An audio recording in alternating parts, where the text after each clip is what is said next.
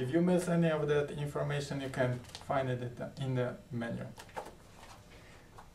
Okay, now we are going to try to install the video card. So I pull the rail out, and I have the video card.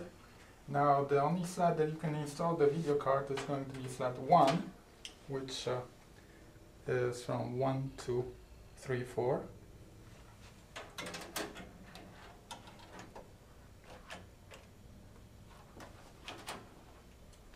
This video card also needs aux power. So we have attached aux power cables, and you can remove from the chassis and connect.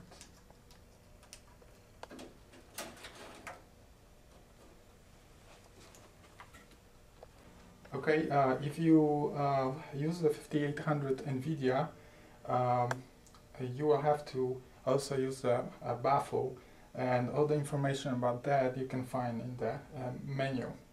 The other thing that you have to remember is to screw the bracket to the carrier of the video card. So after we're done with that video card, all you have to do is just push the carrier back in the chassis and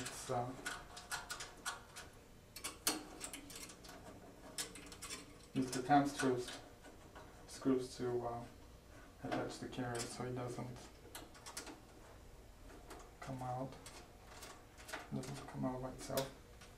Okay, so at this point you are ready to install the iPass cable by 16 power and also your RJ45 to the network.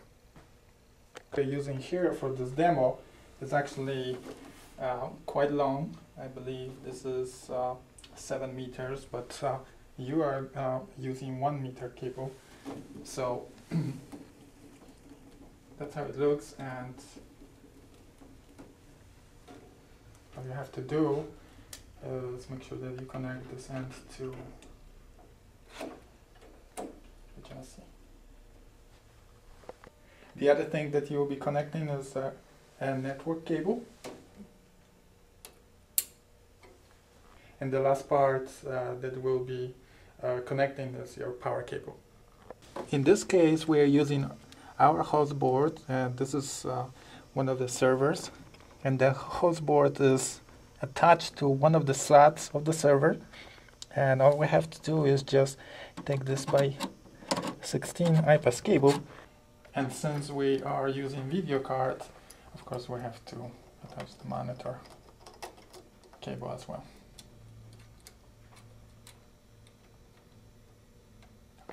So as Julia mentioned right at the beginning, there are 2 redundant power supplies, and the very first thing that we have to do before we power on the whole system is to turn on both power supplies, and then we will turn on the main button here. You should see if everything is working okay. All the LEDs should be in color green. Now, if there's any problem with operation, the LEDs will turn into red color or amber color on the power supply. So after you powered up the extension chassis, now you go ahead and power up the server. There are some LEDs, diagnostic LEDs that start flashing. In this case, the diagnostic LEDs are actually showing you whether you are connected, whether the slots are trained to by 16 or anything lower than the slots are actually built, and whether the cable is actually also passing PCI Express signal. So those LEDs here are indicating that you have a link. Now, they also blink and depending on the blinking you can find out information about whether the PCI Express link is Gen 1 or Gen 2, and whether the card or the link trained to the maximum possible number of lanes. So because we have attached the video card to slot number 1, which is by 16, the video card is also by 16, and this video card is capable of running Gen 2, you see that the LED under close to S1 6 screen is solid. Now if and that indicates that this is Gen 2, PCI Express Gen 2. Now if the link was anything lower than by 16, however still Gen 2, then this LED would be blinking about half a second. The other LED is in, and this LED is telling you about what kind of link, what kind of connection you have on the cable. In this case, because the server is Gen 1 only, we see that this LED is blinking, I believe, 1 second on and half a second off. That means that it's by 16. It would be reversed if it was still Gen 1, but anything lower than the maximum capability of that link.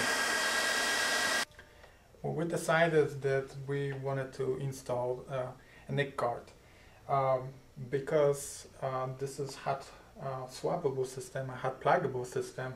However, we still need a device that is plugged into the slot before the server boot up.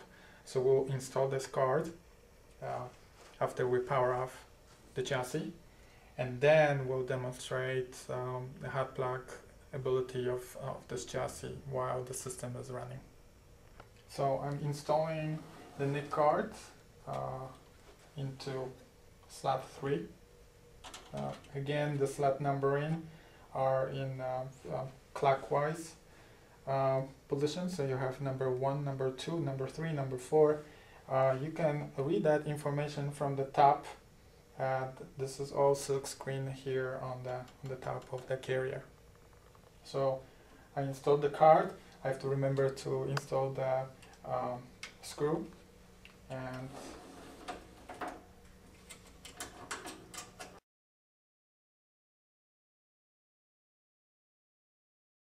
currently we're running OpenSUSE 11.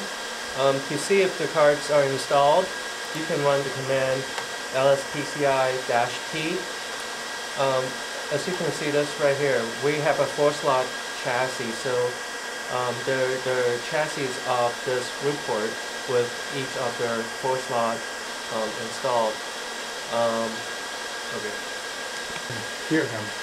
Another option is to run lspci-v, and you can actually see for our chassis we're using PLX chipset, so you can actually see PLX technology. Those are the 4-slot inside the chassis.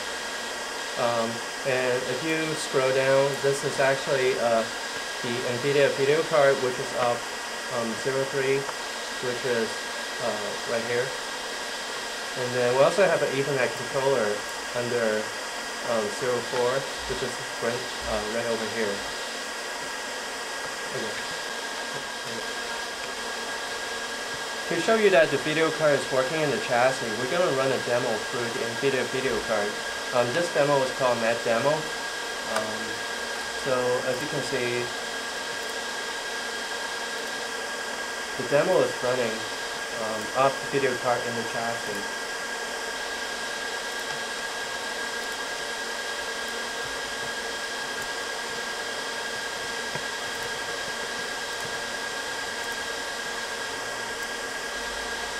And it runs pretty fast. Okay. That's good. Pretty fast.